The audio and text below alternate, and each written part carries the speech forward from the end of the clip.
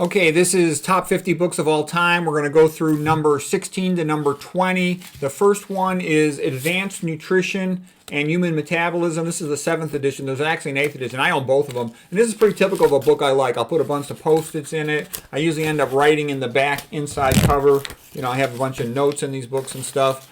And I sort of suck up the information and I put it into my other, projects, whatever I'm working on. But what I'm also trying to tell you is every single book in this lecture, these are the best ones. I've read each of these cover to cover several times.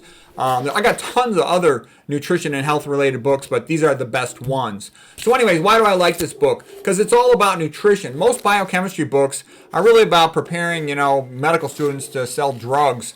And they have almost nothing on nutrition. Now, these are still kind of limited. These are almost like I would call that, rural college, how to fatten up animals faster. But they're still, good because they'll talk about absorption, they'll talk about metabolism of dietary fats, carbohydrates, and protein. So this is the best of those books. So when I want to look up old school nutrition stuff, this is the first book I go to. Oh, okay, let me get to my slides here. Okay, so here is the cover of the book. This is the newer edition. Like I said, there's an 8th edition Gropper. All right, let's go to the next thing. This book, I have it, but I got so many of my books in boxes and stuff. This is about stopping kidney disease. This guy, Lee Hull, is a patient, but he's real smart, and he had kidney failure himself, mild kidney failure, and he cured himself.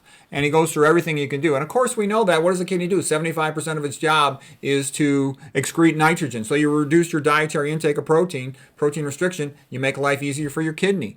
It's more able to catch up on the other nitrogen it has to excrete. The other thing the kidney does, it excretes a lot of acid. So you minimize dietary acid. You avoid high protein foods. Again, they're made out of amino acids, fatty acids. You eat low-fat plant-based diet, okay?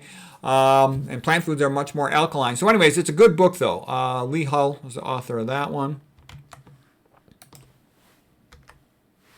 Okay, here's a book on weight loss, Chef AJ. Chef AJ did a real good job with this book. I'll give her credit. And she also lost the weight. So she's got real life experience. She teaches people about it. Her concept of caloric density is very good. So I thought this was the best how to lose weight book.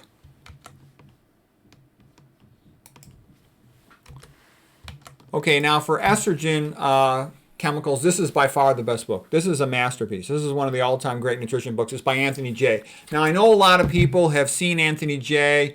and that a person can be brilliant in one way and stupid in another way. So what I'm going to say is Anthony J., he does hang around with the paleo, keto, carnivore club. And the reason he does that is I think he needs to make money from his nutrition business and all that.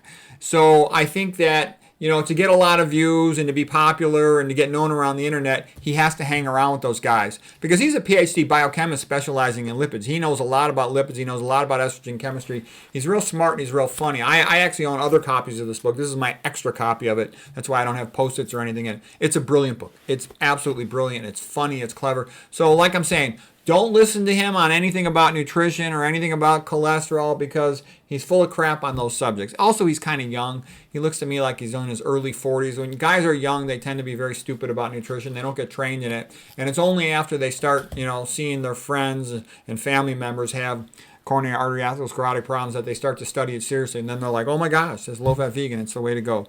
But this is a masterpiece of a book. All doctors should read this book. Almost none of them know anything about estrogen. I've talked to a bunch of OB-GYN doctors. I've talked to endocrinologists, and they know almost nothing about estrogen chemistry. You'd be surprised. Okay, now here's Neil Bernard's book. And Neil Bernard, he wrote a really good book. I'll give him credit for it. This is his best book. It's called The Body in Balance, about your hormones and health and stuff.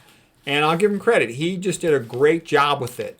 A lot of times, too, I think he kind of writes to, like, stupid people, and when he talks as if the audience is stupid, but this book was great. He did a fantastic job with this book. It's a great book, okay? Your Body in Balance. And this goes through issues about menopause. It goes through issues like, thyroid hormone conditions. He talks about some women who reverse their thyroid hormone problems.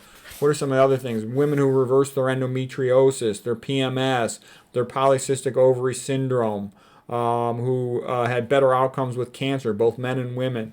how erectile dysfunction can be cured on a low-fat vegan diet, how diabetes type 2 can often be reversed, how low-fat vegans are less likely to go bald. So, I wish I read this book years ago. Anyways, it's a very good book. And then I also had another book in here. Oh, I missed it. Anyways, I'll just show you the book. I'll magnify the screen. I meant to show this as an honorable mention. This is called Endocrine Disruption in Human Health. The author's name is Philippa Darbra. She's a lady who did a lot of the research on figuring out that, for example, deodorant increases the risk of breast cancer in the upper outer quadrant. You got shared lymphatics from the axilla to the upper outer quadrant. Breast cancer used to be 30% in the upper outer quadrant. Now it's 60%. And I think aluminum plugging up the sweat ducts is the main thing, plus the estrogenic preservatives, things like the parabenzoic acids and whatnot. Parabens, they're called. So anyways, that is top 50 books of all time, books number 16 through 20. Hope that was helpful.